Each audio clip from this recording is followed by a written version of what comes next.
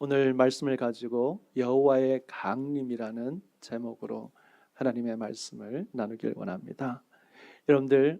여러분들께서 저에게 목사님, 출애굽기에서 가장 중요한 부분이 어디입니까? 물으신다면 저는 아마 출애굽기 19장의 내용을 말씀드릴 것 같습니다.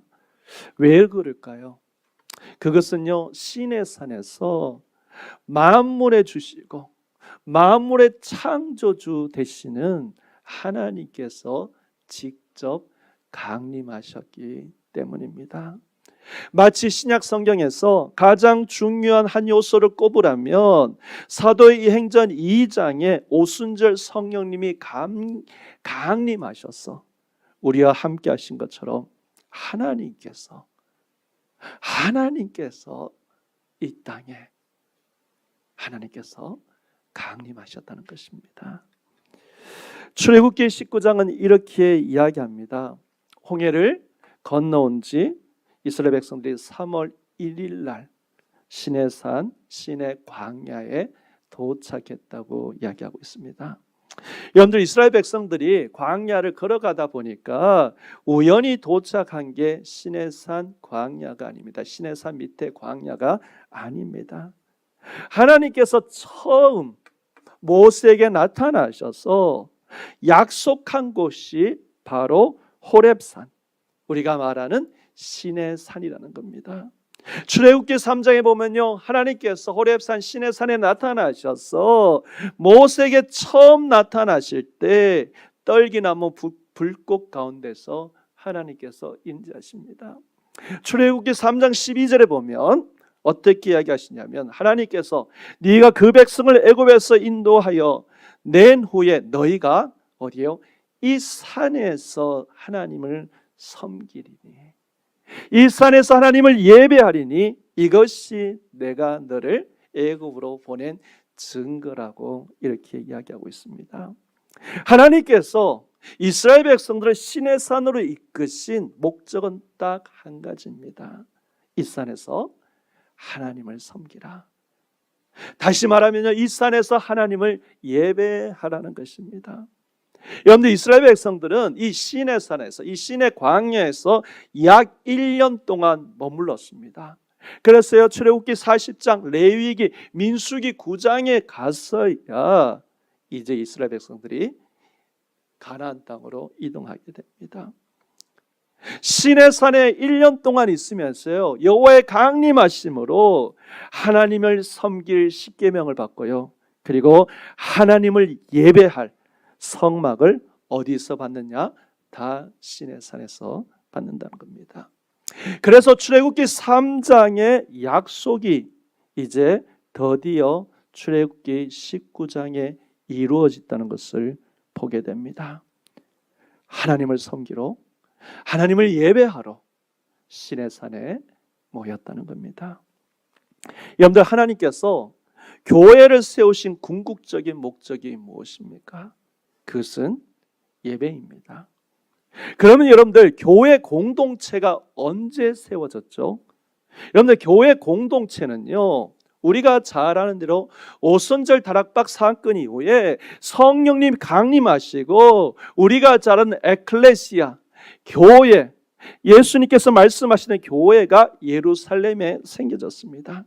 그런데 여러분들, 스데반 집사님이 출애굽기 7장에 자기가 설교를 하면서 시내산에서 광야 교회가 있었다고 그렇게 이야기합니다. 사도행전 7장 38절에 보면 시내산에서 말하던 그 천사 우리 조상들과 함께 뭐라고요? 광야 교회에 있었다고 이야기합니다. 여러분들, 분명하게 교회라는 공동체는요, 마태복음 16장 8절 18절에 예수님이 베드로에게 이야기하시면서 내 교회를 세우겠다고 말씀하셨습니다. 그런데 스데반 집사님은 시내산에서 뭐라고요? 광야 교회가 있었다고 합니다. 여러분들, 교회, 예수님의 십자가의 구속으로 인해서 세우신, 예수님을 믿는 예수님의 십자가의 피 흘림을 통해서 만들어진 그 공동체, 하나님께 예배를 드리기 위해서 교회 공동체는 바로 오순절 성령 강림 사건에 의해 이 땅에 교회가 세워졌습니다. 그런데 도대체 왜 스데반 집사님이 시내산에 있을 때 광야 교회 안에 있었다고 이야기할까요? 그것은요, 시내산 여호와의 강림 사건이 앞으로 오실 성령님의 강림 사건을 예표하기 때문이라는 겁니다. 출애굽기의 시내산의 여호와의 강림은요, 앞으로 사도행전에 나타나는 성령 강림의 예고편의 성격을 갖고 있다는 겁니다. 여러분들, 오순절이라는 말이 무슨 의미입니까? 오순절이라는 말은요, 유월절을 지나고 50일이 되는 날이 오순절입니다. 오늘 19장 1절에 어떻게 얘기하면 애굽에서 나온 지 3개월이 되는 날 이렇게 얘기하고 있습니다. 이스라엘 백성들은요 3개월이 되는 날 시내산에 도착했습니다. 여러분, 출애굽기를 통해서 우리가 알듯이 이스라엘 백성들이 처음 유월절을 지나고 어디요? 애굽을 떠납니다. 그리고 오늘 본문 1절에 3개월이 되었다는 성경의 이야기는요, 원어 성경의 이야기면 영어에도 나타나는 셋째 달 초하루를 이야기하고 있습니다. 이스라엘 달력 3월 1일이 되었다는 겁니다. 1절에 3개월이 되었다는 날은 3월 1일을 가리킵니다. 여러분들, 유월절이 언제 시작되었죠? 출애굽기 12장을 보면요, 여러분들 언제 시작되었냐면 바로 우리가 잘 아는 대로 첫째 달 14일에 시작되었습니다. 그리고 애굽 땅을 떠난 날이요 1월 15일이었습니다. 그리고 시내산에 도착한 날이 3월 1일이었습니다. 우리 도합 계산해 보면요 얼만큼 되냐면 바로 45일간입니다. 그리고 11절에 보면 셋째 날을 기다리라, 내가 시내산에 하나님으로 강림한다는 약속을 합니다. 그러면 45일 더하기 3하면 48일입니다. 그리고 19장의 3절과 8절에 보면요 모세가 산원에 2번 올라내리락 합니다. 하루씩 잡아서 이틀, 도합 50일이 된다는 겁니다. 6월절 이후에 정확하게 50일 오순절에 하나님의 강림이 시내산에서 임하셨다는 겁니다. 오순절 성령님의 강림으로 교회가 탄생된 것처럼 오순절 하나님의 강림으로 광야 교회가 탄생되었다는 것을 이야기하고 있는 겁니다. 그러므로요 19장의 이야기는 여호와 하나님의 시내산에 강림하는 최초의 오순절이라는 것을 우리에게 이야기하고 있는 겁니다. 여러분들, 최초의 유월절인 이스라엘 백성들이 어린 양의 피로 구원을 이루고 그리고 최초의 오순절이 바로 출애굽 19장이라는 겁니다. 그리고 우리가 잘 알듯이 예수님이 십자가에 죽으시는 날이 바로 유월절 하루 전날입니다. 그래서 예수님은 유월절에 죽으셨고 성령님은 많고 많은 날 중에서 오순절에 강림하셨던 것도 이 예언을 완성하고 성취하시기 위해서 그렇게 하셨다는 것을 우리가 볼 수 있는 겁니다. 여러분들, 사도행전 2장에요 성령님이 강림하신 다음에 제자들이 제자들답게 살아갈 수 있도록 성령님께서 말씀을 주시고 성령님께서 사역을 감당할 수 있는 능력도 주시는 것을 우리가 사도행전 2장에서 찾아볼 수 있습니다.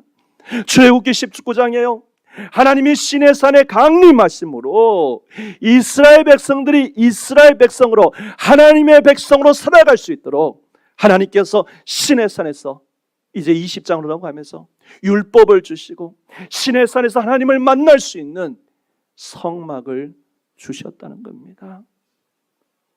여러분들, 3월 1일 날 이스라엘 백성들이 시내 광야에 도착하고 그리고 3일 후 시내산에서 하나님이 강림하신 사건은요 우연한 게 아니라는 겁니다. 우연하게 이렇게 이루어진 게 아니라는 겁니다. 왜 예수님이 죽으시고 오순절 후에 성령님이 강림하셨까? 그건 우연한 게 아니라는 겁니다. 이 말은요, 우리의 삶 가운데도 우연한 것은 하나도 없다는 겁니다. 하나님이 출애굽기 19장을 그리시면서 사도행전 2장을 미리 그리셨다는 겁니다. 오순절 신의 사건, 오순절 신의 산 하나님의 강림 사건 속에서 오순절 성령 강림 사건이 있다는 겁니다. 그러므로요, 신의 산 광야교회에서 하나님을 섬기는 이스라엘 백성들의 이야기 속에는 앞으로 예루살렘 교회가 하나님을 섬기는 이야기가 들어있다는 겁니다. 그래서 하나님은요, 인간의 구원을 하나씩 하나씩 우리 눈에 보이지 않지만 그려가고 계시는 것이 바로 출애굽기 19장의 이야기입니다. 그런데 이 말은요, 우리의 일생에도 우리의 삶의 그림이 내가 지금 어디까지 그려 있는지 모를 때가 있습니다. 그런데 여러분들 기억하셔야 될 것은 하나님이 나를 위한 구원의 그림을 하나님은 하나씩 하나씩 완성해 가고 계신다는 것을 우리가 믿어야 된다는 겁니다. 우리의 지금의 삶이 퍼즐처럼 조각처럼 내가 어떻게 이런 삶을 살아가는지, 내가 왜 이런 상황 가운데 있는지, 그리고 나에게 그려가신 그림이 도대체 이해가 되지 않을 때가 있습니다. 그런데 하나님의 눈에는요, 6월절 어린 양에서 예수 그리스도가 있듯이 신의 상 하나님의 강림 속에서 오순절 성령 강림의 역사가 있듯이 하나님의 눈에는요, 우리를 향한 위대한 계획의 그림을 그려가고 계신다는 것을 여러분들 믿으시기 바라겠습니다. 하나님은요, 우리의 구원에 대해서, 우리의 구속에 대해서 하나님은 하나씩 하나씩 그 아름다운 계획들을 이루어 가시는 하나님이시라는 것을 우리가 볼 수 있습니다. 오늘 또 다른 이야기 하나는요, 여호와의 강림을 하심을 위해서 이스라엘 백성들이 준비했다는 겁니다. 이스라엘 백성들이 준비했다. 그런데 10절에 보면 하나님이 모세에게 이렇게 이야기합니다. 오늘과 내일을 준비하고 너희 옷을 빨아 성결케 하고, 그리고 11절에 중요한 이야기입니다. 준비하여 셋째 날을 기다리게 하라, 이렇게 읽습니다. 준비하여. 여러분, 하나님께서 이스라엘 백성들에게 하나님의 은혜를 받을 준비를 하라고 이야기하시는 겁니다. 하나님께서 너에게 큰 은혜가 임하기 때문에 너는 준비하라고 이야기하시는 겁니다. 여러분들 잘 들으시기 바라겠습니다. 구원은 내가 준비한다고 되는 게 아닙니다. 내가 아무리 구원받겠다고 준비한다고 여러분 구원을 받는 게 아닙니다. 구원은요, 전적으로 하나님이 하시는 일입니다. 그런데요, 구원받은 사람들에게, 구원받은 사람 우리에게 하나님의 은혜 주실 때는 하나님께서 우리에게 은혜 받을 준비를 하라고 이야기하시는 겁니다. 여러분, 우리가 은혜 받았다는 이 말 속에서는요, 구원받은 우리가 하나님께 은혜를 받을 때는 준비가 필요하다는 것을 이야기하고 있는 겁니다. 열왕기하 3장에 보면 이런 일이 있습니다. 이스라엘 백성들과 유다 연합군이 전장하기 위해서 광야로 갔다가 물이 떨어지는 일이 있습니다. 그럴 때요, 유다 왕이 엘리사를 찾아옵니다. 어떻게 하면 좋겠는가? 물이 다 떨어져서 군사가 다 목말라 죽겠다고 이야기했습니다. 그때 엘리사가 어떻게 하면 여호와의 말씀에 이 골짜기에 개천을 많이 파라고 그렇게 열왕기하 3장에 이야기하고 있습니다. 그래서 이스라엘 백성들이 삽을 가지고 왔어요. 하나님의 주실 물을 받을 수 있는 커다란 웅덩이와 개천을 파고 물줄기가 흘러갈 수 있는 강을 만듭니다. 그리고 하나님이요, 그 위에 물을 쫙 부어주십니다. 여러분들 준비가 없이 은혜를 받으면요, 그 은혜가 어디요? 다 흔적 없이 사라지는 겁니다. 흘러가 버린다는 겁니다. 그러느냐, 거기에 하나님의 은혜가 임하기를 사모하고 기도하고 준비하는 사람들에게는 하나님의 큰 은혜를 부어주시지만, 똑같은 은혜가 크게 부어져도 준비하지 않는다면 그 은혜를 다 흘려버리게 된다는 겁니다. 여러분들, 사도행전에요, 정말 유약한 제자들이 성령의 권능과 그 성령의 능력, 사명으로 나갈 수 있는 이유가 무엇입니까? 사도행전 2장에 오순절에 성령의 강림하시기 때문이었습니다. 우리가 잘 아는 대로 사도행전 1장 8절에 오직 성령이 너에게 마시면 너희가 뭐라고요? 권능을 받고라고 이야기하고 있습니다. 너희가 권능을 받고 예루살렘과 온 유다 사마리아 온 땅에 이르러 내 증인이 되리라고 이야기하고 있습니다. 중요한 것은 권능입니다. 성령이 마실 때 권능입니다. 여러분들, 제자들이 오순절 성령님이 임하시기 위해서 제자들이 무엇을 준비했습니까? 성경은요, 사도행전 1장에 보면 120명의 성도들이 전심을 다해서 기도하는 모습을 나타나고 있습니다. 기도했다는 말이 뭡니까? 하나님이, 성령님이 임하실 그 하나님을 준비하며 기도하며 기다렸다는 것을 이야기하고 있습니다. 준비했다는 말입니다. 이스라엘 백성들이요, 시내산에서 성막과 말씀을 받기 위해서 준비했습니다. 하나님께서 옷을 깨끗게 하라고 이야기했고, 하나님이 주시는 은혜를 사모했고요, 온 백성이 시내산에 서서 기다리고 준비하게 하신 것을 우리가 볼 수 있습니다.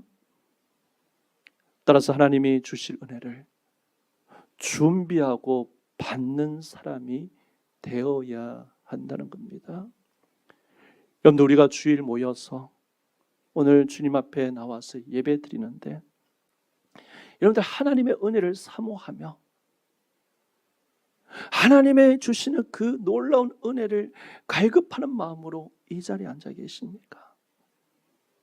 예배를 준비하는 마음을, 하나님을 만날 그 하나님을 바라보며 여러분들 이 자리에 나오십니까?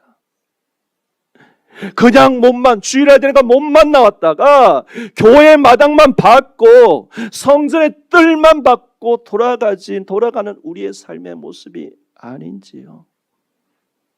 저는 하나님께서 주실 은혜, 예배를 통해서 하나님을 만나실 수 있는 그 놀라운 그 축복을 여러분들 기대하고 간절히 구하며 그리고 준비하며 주님 앞에 나오시는 축복이 있기를 바라겠습니다.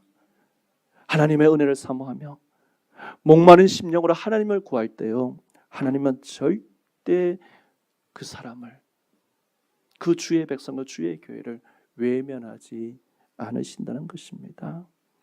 여러분들, 이스라엘 백성들이 얼마나 준비했습니까?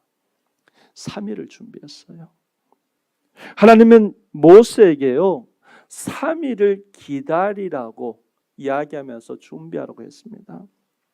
10절에 보면 오늘과 내일 그들을 성결케 하리라고 했고요, 그리고 11절에 보면 예비하여 저희 3일을 기다리라고 얘기했습니다. 이렇게 3일이라는 말이 3번, 4번 연속해서 오늘 본문에 나타납니다. 그리고 15절에도요 3일이라는 단어가 나오고, 그리고 16절에 보면 3일 아침에 하나님이 강림하셨다고 이렇게 이야기하고 있습니다. 여러분, 우리는 질문해 보아야 합니다. 도대체 왜 3일을 기다리시게 하셨을까? 왜 하나님이 3일을 기다리라고 하셨을까? 하나님이 오시는데 시간이 필요하실까? 여러분들, 3일이 가지고 있는 의미가 무엇일까요? 그런데 3일이란 기간은요, 성경에서 중요한 사건이 있을 때마다 3일이라는 기간이 대두가 됩니다. 예를 들어서요, 아브라함이 자기 아들 이삭을 번제로 드리기 위해서 모리아 산으로 갈 때로 3일을 걸어갔다고 이야기하고 있습니다. 여러분들, 학자들은요, 아버지 아브라함이 아들을 죽이는 이 모리아의 사건을 앞으로 신학에 이어질 십자가를 지시기 위해서 갈보리로 가시는 예수님을 바라보는 하나님의 아버지의 마음을 가장 잘 나타내는 예라고 이야기하고 있습니다. 아브라함은요, 자기 아들을 주기 위해서 3일을 걸어갔습니다. 여러분들, 요나스를 보면 요나가 물고기 속에서 뭐라고요? 밤낮으로 3일 동안 기도합니다. 그러다가 물고기가 뱃속에서 나와서 요나가 다시 니느웨에 가서 사역을 합니다. 예수님도 십자가 지시기 전에요, 누가복음 13장에 보면 13장 33절 34절에 보면 오늘과 내일과 모레는 내 길을 갈 것이라고 이야기하면서 선지자가 예루살렘 밖에서는 죽을 법이 없다고 이야기하면서 내가 3일에 완성하리라, 완전하리라 이렇게 이야기하고 있습니다. 그리고 예수님이 십자가에 죽으시고 3일 만에 부활하셨습니다. 따라서 3일이라는 기간은요, 이 의미는 하나님의 뜻이 이루어지기 위해서 반드시 거쳐야 될 준비의 기간이라는 것을 이야기하고 있습니다. 3일 길을 기다려야 합니다. 3일의 구속의 길을 인내로 기다린 사람에게는요, 하나님의 큰 은혜가 임하신다는 겁니다. 아브라함이 자기 아들을 죽이기 위해서 3일의 길을 걸어가는 아브라함의 마음은요, 그 심정은 썩어 뭉들어졌을 겁니다. 물고기 뱃속에서 어떻게 될지 모르고 기도하는 요나의 심정도요, 새까맣게 되었을 겁니다. 예수님도 십자가를 지기 위해서 오늘과 내일을 걸어가고 3일은 완전하리라 하신 하나님의 말씀을 이야기하는데도 제자들은 그것을 도대체 알아보지 못하고 있는 것을 보시면서요, 예수님의 심정은 새까맣게 타들어가셨을 겁니다. 여러분들, 3일 길을 걸어간다는 것은 쉬운 길이 아닙니다. 우리가 3일 길을 걸어간다는 것은 내가 너무 지치고 어떨 때는 힘들었어, 내가 도저히 걸어갈 수 없는 길 같은 그 길, 그게 3일 길이라는 겁니다. 영적인 이 3일이요, 어떤 이에게는 3달이 될 수 있고 어떤 이에게는 3년이 될 수 있습니다. 그러나 하나님이 보여주신 은혜의 길을 생각하고 3일을 죽음을 각오하고 걸어가는 사람들에게는 반드시 부활의 영광이 있다는 것을 기억하시기 바라겠습니다. 아브라함의 3일 길 뒤에 어떤 일이 있었습니까? 여호와의 일에 하나님이 준비하시고 하나님께서 이루시는 것을 다 경험했습니다. 요나의 3일 기도 후에는 어떤 일이 일어났습니까? 물고기 뱃속에서 구원을 받아서 하나님께 가라 하시는 니느웨에 가서 하나님의 복음을 전하고 죽기에 니느웨가 다 돌아오는 그런 경험을 하셨습니다. 예수님도 십자가에 죽으시고 3일 만에 부활하셨습니다. 여러분들, 어떤 기간에 관계없이 반드시 이 길을 걸어가면 하나님의 부활의 길이 열릴 거고 생명의 길이 열릴 줄 믿습니다. 3의 길을 잘 걸어가시고 기다리시기 바라겠습니다. 그러면 우리가 이 본문을 보면서 도대체 왜 이런 과정이 필요할까 하는 겁니다. 하나님이 모세에게 그냥 돌판을 주면 되고, 그리고 하나님께서 그냥 이스라엘 백성들에게 성막을 주면 되지, 이때까지 하나님께서는 모세에게 말씀하셨어요. 그래서 우리가 잘 아는 대로 창세기 3장부터 시작해서 계속 모세에게 앞으로 일어날 일들을 말씀하셨어요. 여러분들, 애굽에서 일어났던 10가지 재앙도 하나님께서 다 말씀해 주셨고,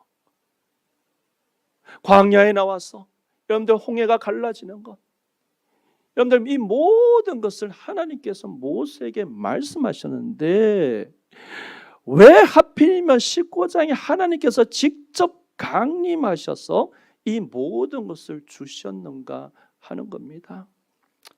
여러분, 우리는 여기에서요 출애굽기의 중요한 신학적 원리를 하나 찾을 수 있습니다. 이게 무엇이냐면 하나님이 직접 강림하셨다는 겁니다. 직접. 여러분들, 이 하나님이 직접 강림하신 사건은요 앞으로 성경 전체에 중요한 신학적인 원리를 제공합니다. 예수님이, 하나님이신 예수님이 직접 이 세상에 탄생하셨습니다. 예수님이요 직접 십자가에서 죽으셨습니다. 성령님이요 사도행전 2장에 직접 강림하셨고, 그리고 예수 그리스도께서 직접 다시 재림하신다는 것을 우리에게 보여주시는 것입니다. 여러분들, 이스라엘 백성들이요 우리가 잘 아는 대로 무리바에서 물이 없을 때, 그때 제가 말씀드렸다시피 불평했다는 것은 뭡니까? 하나님께 고발하고 법정으로 세우면서 이렇게 이야기했습니다. 17장 17절에 어떻게 합니까? 무리바에서 여호와께서 우리 중에 계신가 안 계신가 하였습니다. 여러분들, 정말 하나님이 우리 가운데 계시는가 안 계시는가? 이스라엘 백성들이 하나님을 시험했다고 이야기하고 있습니다. 여러분들, 이스라엘 백성들이요 지금 만나를 먹으면서 또한 홍해를 건넜습니다. 그리고 이스라엘 백성들 애굽에서 하나님께서 이루신 열 재앙을 자기 눈으로 다 봤습니다. 그런데 그 큰 하나님의 은혜를 받고도 르비딤에서 뭐라고 이야기했습니까? 하나님이 정말 우리와 함께 계시는가? 이렇게 하나님을 시험했다는 겁니다. 여러분들, 이게 인간의 완악함입니다. 여러분들, 우리는요 수많은 은혜를 받고 매일 삶 가운데 주시는 수많은 하나님의 간섭하심과 하나님 아니면 살아갈 수 없음에도 불구하고 일만 생기면 꼭 이렇게 이야기합니다. 하나님, 왜 이런 일을 주세요? 하나님 어디 계세요? 하나님, 날 사랑하면 어떻게 이렇게 하실 수 있습니까? 하나님, 나한테 왜 이러십니까? 하나님, 진짜 우리의 기도를 들어주십니까? 때로는 하나님, 나 정말 구원받았습니까? 하나님 살아계십니까? 항상 우리의 가슴에는요 하나님의 임재, 하나님의 계심에 의한 여러분들 의욕을 우리가 가지고 살아간다는 겁니다. 여호와 하나님이 여러분들 시내 산에서 강림하신 이유가요 19장 9절에 보면 너를 영영이 믿게 하려 함이라고 이야기했습니다. 영원히 믿게 합니다. 하나님의 의욕을 완전히 제거해 주신 사건이 바로 시내 산의 이야기입니다. 이스라엘 백성들이 다 볼 수 있도록 번개와 우레 가운데 빽빽한 구름 가운데 산 전체가 불타는 가운데 하나님이 강림하셨다는 겁니다.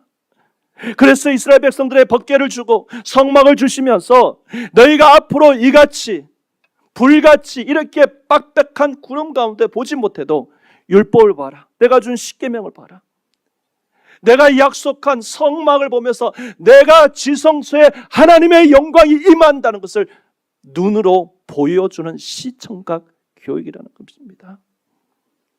그러면서 하나님께서요 법궤를 주고 그리고 성막을 보여주시면서 내가 너와 함께한다고 이야기하고 계시는 겁니다.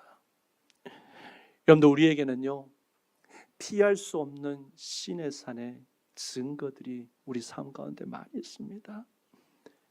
도저히 우리가 부인해야 부인할 수 없는 하나님의 임재가, 하나님의 살아계심에, 하나님의 신의 산의 강림의 임재 역사가 우리 삶 가운데 늘 함께합니다. 하나님의 인재를 경험한 그 신의 산, 여러분들 설교를 들으면서 하나님의 은혜를 받았는 그 순간들, 큐테를 하면서 성경을 읽으면서 들렸던 하나님의 음성, 그리고 내가 하나님 앞에 기도하고 눈물 짓고 기도했더니 하나님께서 이루어 주신 기도의 응답들, 우리는 도저히 하나님이 없다고 말할 수 없는 그 강력한 시내산의 증거가 우리의 삶 가운데 늘 있다는 겁니다. 또 말씀 가운데 있다는 겁니다. 이 시내산에 하나님께서 임재하신 것은요, 하나님의 강림하신 것은 시내산 앞에서 이스라엘 백성들이 다시는 불신앙의 말, 하나님이 있는가 없는가, 그 불신앙의 말을 하지 말라는 것입니다. 하나님의 자신이 직접 강림하심으로 이스라엘 백성들에게요, 내가 하나님이요, 내가 너희와 함께 하신다는, 내가 오늘날까지 이스라엘을 애굽에서 끌어내어서 홍해를 가르고 오늘날까지 인도하시는 그 하나님이시라는 것을 보여주시는 사건이 바로 오늘 시내산의 사건입니다. 여러분들, 우리의 삶 가운데는요, 너무나 생생한 시내산의 강림의 사건들이 우리 가운데 있습니다. 예수 그리스도 때문에 정말 은혜를 입었는 그 축복들, 하나님의 사랑들, 말씀으로 또한 찬양으로 기도로서 하나님과 관계하며 맺었던 그 하나님의 친밀함 너무나 많습니다. 지금도 그 하나님이 우리와 우리의 삶 가운데 함께 하십니다. 여러분들, 하나님을 기억하시고 우리의 삶이 힘들고 어렵고 우리 삶의 미래가 보이지 않고 내가 도대체 어디에 서 있는가, 앞길이 보이지 않는 그 같은 삶 가운데도 여러분이 기억하셔야 될 것은 창세기 19장에 강림하신 그 하나님이, 사도행전 2장에 성령님께서 하나님이 강림하셔서 우리가 예수 그리스도를 통해서 지금도 우리 심령에 강림하셔서 우리를 떠나지 않으시고 그 하나님이 나와 함께 하신다는 것입니다. 그 하나님의 함께 계심의 충만하심이 여러분들 삶 가운데 이번 주도 함께 하시길 주님의 이름으로 축원합니다.